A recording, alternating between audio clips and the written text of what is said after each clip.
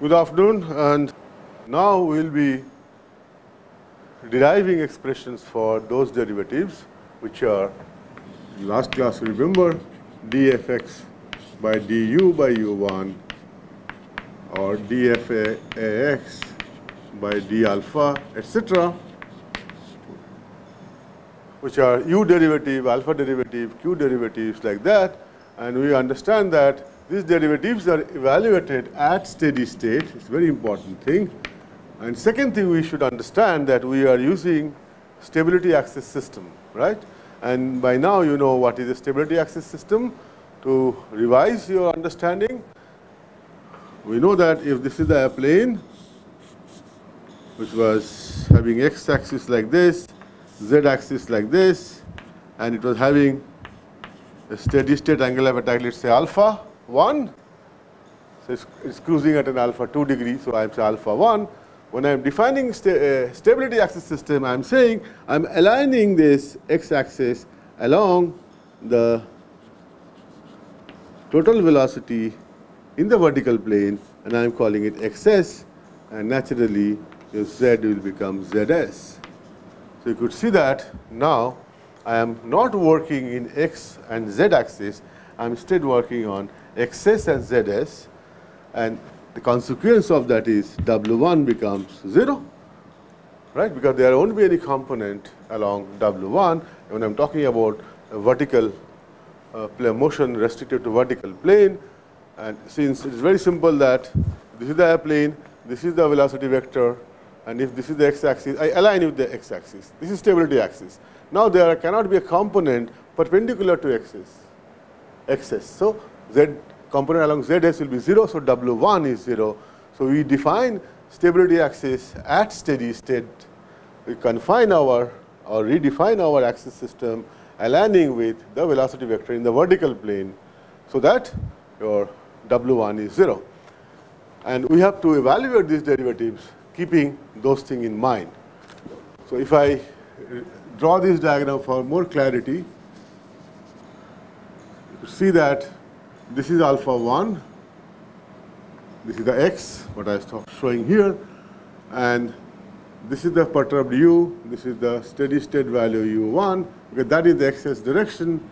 And now because of disturbance, total velocity direction will change, which is given here. Let's say v star. Okay, whole total dynamic pressure will be now, if you see, ideally speaking, total dynamic pressure will be half rho u1 plus u square plus v square plus w square, half rho u square, right? That is, u square is resultant of total velocity having perturbed quantity u, v and w. And since at steady state there were no v1 component, no w1 component, so in general form I can write it like this. Okay. Now I want to find out these derivatives. Let's say I am trying to find out dfx by du by u1. Let us see how it can be done.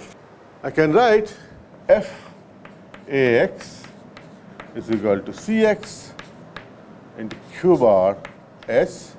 Similarly, I can write f(az) equal to cz to q bar s. I can write aerodynamic moment as cm q bar s c bar. Clear? There is no problem. I'm just using the definition of Fax, Faz and Ma through the definition of Cx, Cz and Cm as we did for Cl, Cd and Cm, right? Now we want to find out df(ax) by du by u1. Let us see how would we handle this. So let me go like this. f(ax) is equal to Cx into q bar s.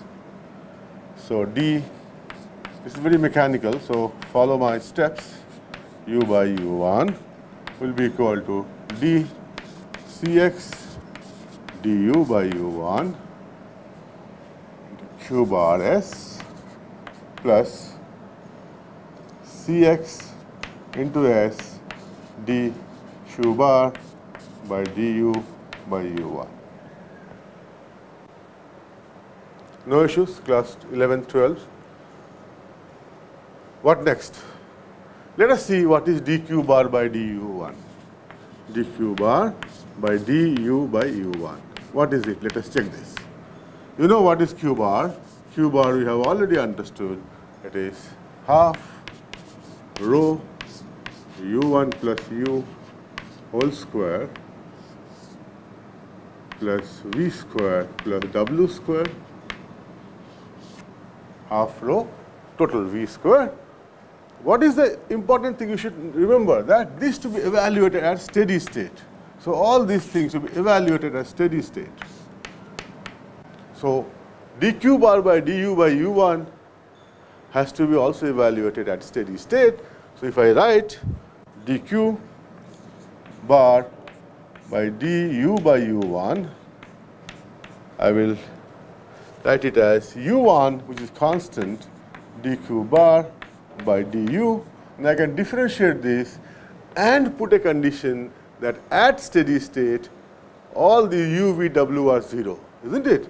At steady state u, v, w all are 0. So I will take the differentiation with respect to u. So this will give me u1 into rho u1 plus u at steady state, and that will be nothing but rho u1 square. So what did I get? I get dq bar by du by u1 is nothing but rho u1 square. As simple as that. Okay. So if I want to write dfAx by du by u1, what will be my result? I have to change this term because we have evaluated this by this term. First step. Right. So I can write dfAx by du by u1 is equal to dcx by du by u1 into q1s. Now I write 1 because I have to evaluate this at steady state. So for q I write q1s plus cx s into rho u1 square. Now the question comes, can I find an expression for dcx by du by u1? That is the question. And then also, since I am evaluating at steady state, what is the cx? Cx is what? Cx is a component which is coming because of drag, lift, etc. All the force resolved along the x direction. But once I say evaluate at steady state mean at a condition 1, so I write the cx has to be at a condition 1. Right? So cx is evaluated at steady state. That is the understanding. Right? What is cx1?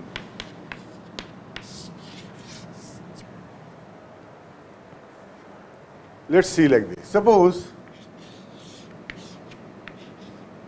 this was x and the velocity was in this direction, then CD would have been like this. Cx is defined like this in this direction. If the flight was like this, the condition was like this, what would have been the Cx1? Cx1 would be nothing but minus CD or CD1. Right? Now let us see in a generic sense of understanding, how do I find out what is Cx1 in terms of CL and CD. Please understand, we are trying to find out everything on CL and CD because we are using stability axis system, right? That is what I was mentioning in the beginning also. So let us see what happens. You know the Cx for small angle, I can write it as CD plus CL into alpha. You can use this Cx, CL is here, CD is here, alpha is there. So you can easily find out how do I define Cx and CD. So this is your alpha, put the geometry, and you can find this. So at steady state, the alpha here which is perturbed alpha, right? Perturbed alpha, that means perturbed alpha at steady state is 0, so this gives Cx1 is minus Cd1. You get the same answer as we could see from simple understanding. If you see my last course lecture, I have developed this equation assuming this sort of understanding. But in this course, I'm trying to go a little bit more evolved way so that you understand the basic mathematics or basic algebra or basic techniques. Not even, I don't call it algebra or a mathematics. It's how to manipulate the expression, how to camouflage physical understanding into the expression to make life simpler. Okay? So this is Cx1 is handled. We know this. Now, next question comes, what is dCx by du by u1? Let us see that. We again start with this expression, Cx is minus Cd plus Cl alpha. Please understand, once I have written this, I have assumed that alpha, the perturbed quantity, is very small. That is why you know that there will be a cos alpha term, the sin alpha term, sin alpha becomes alpha, cos alpha becomes 1. So we are again using the advantage of small perturbations. So if Cx is this, what is our aim? Our aim is to find dCx by du by u1. So now we write dCx by du by u1 is equal to minus dCd by du by u1 plus dCl by du by u1 into alpha. Right? But what is that we cannot afford to forget? That this derivative has to be evaluated at steady state. And to be evaluated at steady state means what? As far as this expression is concerned, because I know alpha is perturbed alpha. But at steady state, what is the value of perturbed alpha? It is 0. At steady state, alpha, which is a perturbed alpha, is 0. So dCx by du by u1 is minus dCd by du by u1, and that is also sometimes written as CdU. Okay? We'll try to give an understanding of what is this CdU means.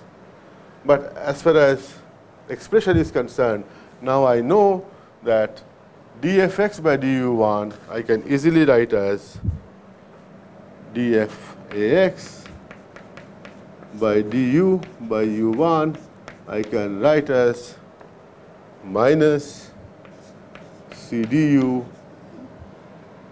plus 2cd1 into q1s. Is it okay? You should not get surprised where from this two term came. Please see that this is rho u1 square. So we have taken a common with q1. So this rho u1 square has been written as half into rho u1 square into 2. And this is q bar, q1 bar. That has been taken here. So that is how you got this term 2. Okay? It's a simple manipulation you should be able to do. So we have seen primarily that this derivative can be evaluated if I know what is the value of CD1. What is the value of CD1 means what? What is CD? CD is, you know, for an aircraft, CD is CD0 plus KCL square. Let's say I'm talking about a low subsonic airplane. So what is CD1? CD1 is the value of CD. CD1 is the value of CD at steady state. What is our steady state being considered here is a cruise. So at cruise, question is what was CD0 value and what was the value of CL1 with which it was cruising, right? For example, if it was cruising at a minimum thrust required condition, then you know that CD0 equal to KCL square, and you can easily know CL1 is nothing but under root CD0 by K. That is the cruise condition. That is the condition at steady state for our case. And what is CDU then? The question comes, what is CDU? Let us see, what is CDU?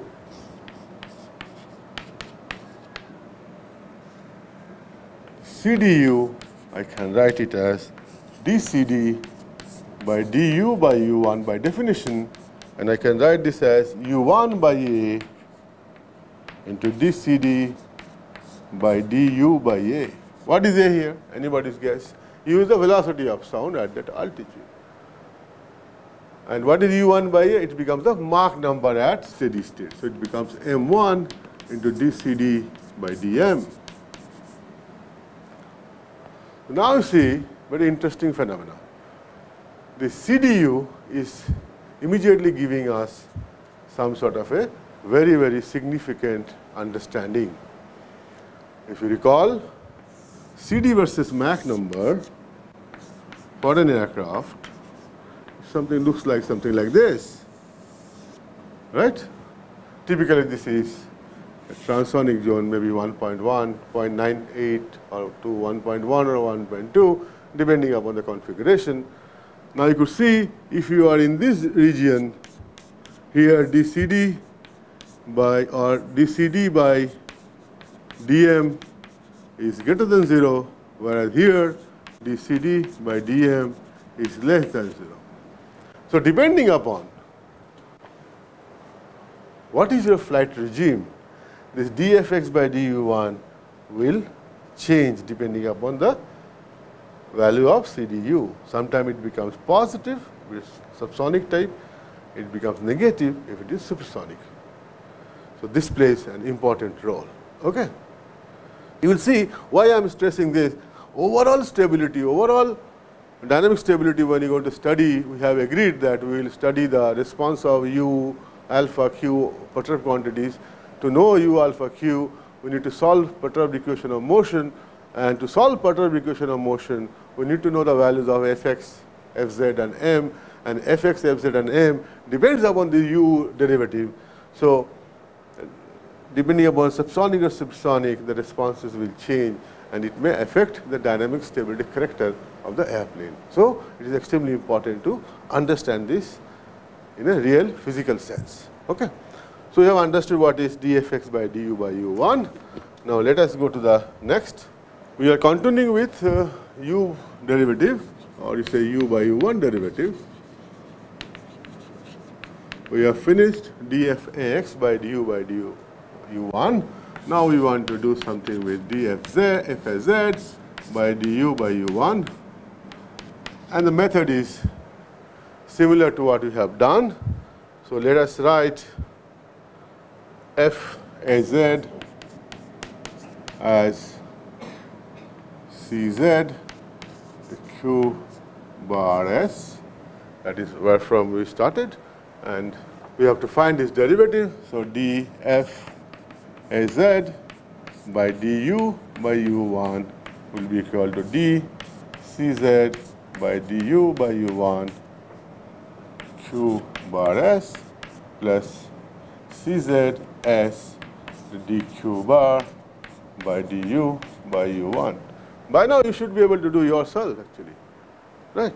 Now let us see, from the earlier diagram you can write cz is minus cl cos alpha minus cd sin alpha, right? And if I apply small angle approximations, this becomes cd into alpha, because sin alpha equal to alpha and cos alpha is 1 for small angle approximation. After all, we are using small perturbation theory, and alpha is a perturbed quantity. Okay. Now if that is true, then I can write at steady state cz1 by the definition of steady state and the notation we are using. So this will become minus cl1 minus cd into 0, because alpha perturbed is 0 at steady state. So what finally we get is cz1 is minus cl1. This is one we have got. Second thing, now we do dcz by du by u1, which is this term we are trying to evaluate.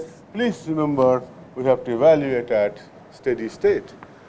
Do not forget one thing, already we know how to handle this term, dq by du by u1. So let us see this is dcz by du by u1, and that I can write as, from that expression I use this. So let me write this here for your comfort. Cz is minus Cl minus Cd into alpha. So dcz by du by u1 I can write as minus dCl by du by u1 minus dCd by du by u1 into alpha. Right? Now you know that this has to be evaluated at steady state. So what happens? At steady state means alpha goes to 0. So what you are getting? You are getting dCz by du by u1, which is also known as, can be denoted as Czu, which is nothing but minus Clu. So simple. So you know what is this term, nothing minus Clu. We know what is this Cz1 is nothing but Cl1. So if I want to calculate, or if I want to derive the expression for dFaz by du by u1 at steady state, I get dCz by du by u1, which we have seen, minus Clu into Q1s, right? Plus for Cz, we put minus Cl1. What is our aim? Our aim is to find out this expression. You know, dFaz by du by u1 evaluated at steady state is dCz by du1 evaluated at steady state is minus Clu, then Q1 bar s plus Cz. Cz is minus Cl1 s, and dq by du1 already we have seen, we have derived it as rho u1 square. Right? So if I now take Q1 as common, so I get, this is, I write it like this, minus Q1s Clu plus 2 Cl1. That is what is this expression.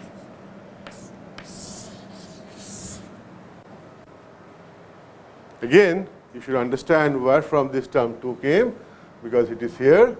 This was Cl1 into S rho u1 square. So what we have done, we have written as Cl1 into 2 into half rho u1 square S, and for this we have put q bar. So that 2 is here. Clear? No issues? So we have got these two terms, dFaz by du by u1. We have also got term dFax by du by u1. Here, what is Cl1? Cl1 is the Cl at steady state. Let's say, what is our steady state? It is a cruise. So what about the cruise Cl? That is Cl1. What is Clu? Let us understand that.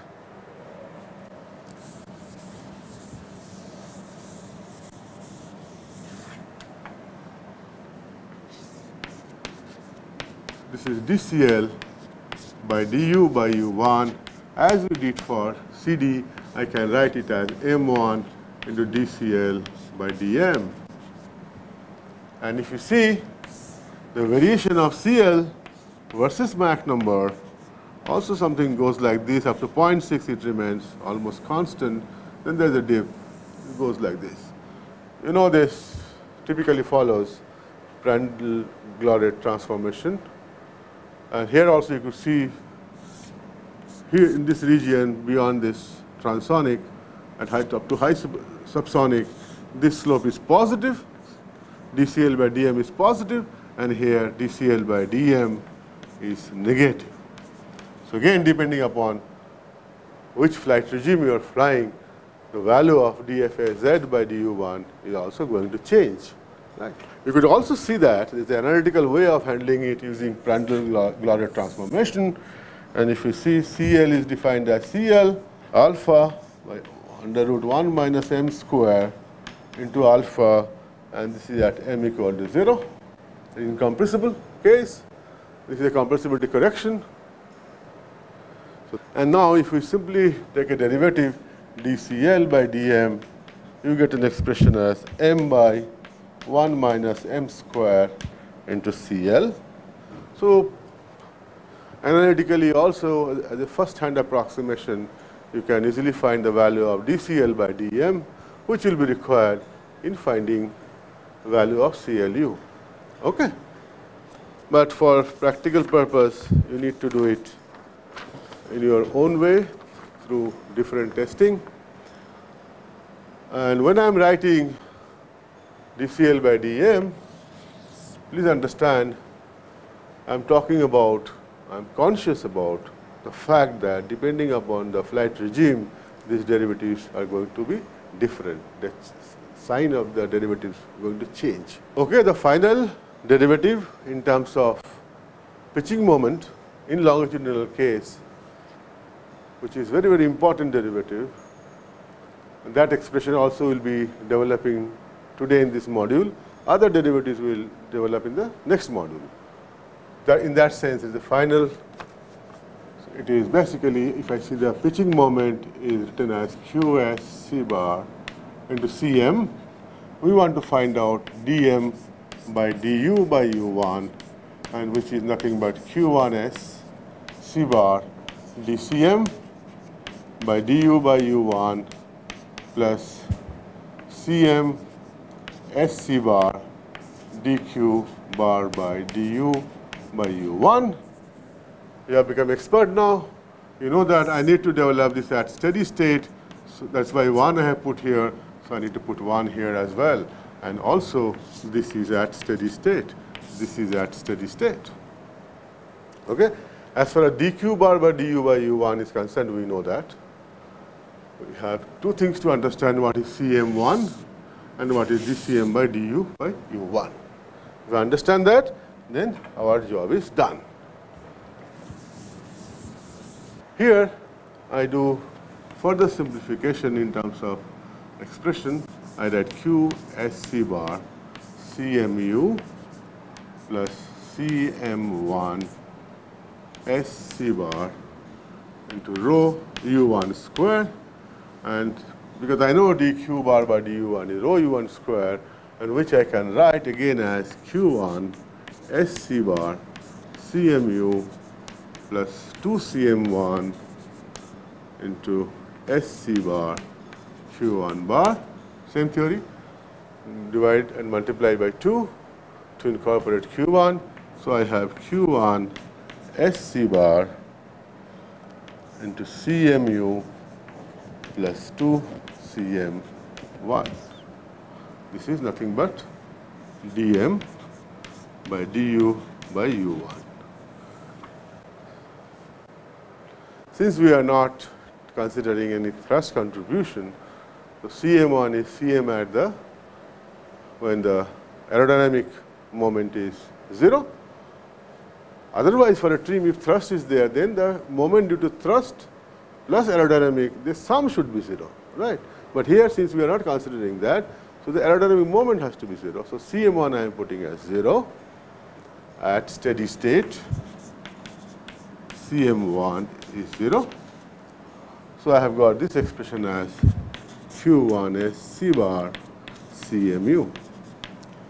Please understand once I put Cm1 equal to 0, because there are no thrust contribution, because if suppose the thrust line was such that it was also giving a pitch down moment, then to trim the airplane, that pitch down moment and another pitch up moment, total Cm has to be 0, right? The aerodynamic plus moment due to the thrust. But since we are not considering thrust, for trim, total Cm has to be 0 means the aerodynamic moment has to be 0. That is the understanding. Okay? And here it is important to know what is CMU, and let us understand that. dCm by du by u1 is, again I can write it as m1 into dCm by dm. Now focus here. Think of the airplane as the airplane is accelerating towards high speed or supersonic Mach number, what happens? The aerodynamic center of the wing, aerodynamic center of the tail, they move aft. Okay? So if you try to see what is the effect of aerodynamic center moving, of the tail moving aft, that means the tail moment arm is increasing, so there will be a pitch down moment. So dCm by dm will become dCm by dm will become negative. In a sense, it will give a pitch down moment. As I am going to accelerate, it's going nose down, and that phenomena is to be known as tuck under. Accelerating, and this, unless the pilot was aware of this and he puts appropriate elevator correction. So from that point of view, again you see whether you are at a lower subsonic speed or you're going to supersonic speed, you need to be very careful about this derivative dCm by dm, okay, which you can estimate once you know how the aerodynamic center is changing with respect to the Mach number. Okay. So that is also extremely important derivative. But all of this you can estimate either approximately through analytical method, fairly accurately through wind tunnel testing, and more reasonably well through flight testing, or all together in a corroborative manner in an excellent way.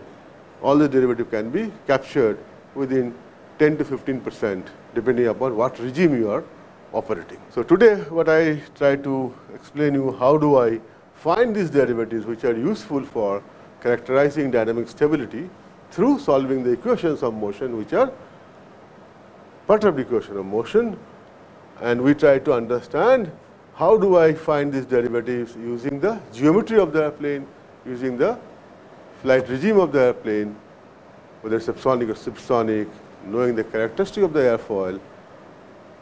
Once I know these, I know how to model the equation of motion to evaluate whether the airplane is dynamically stable or not. Towards that aim we are inching forward.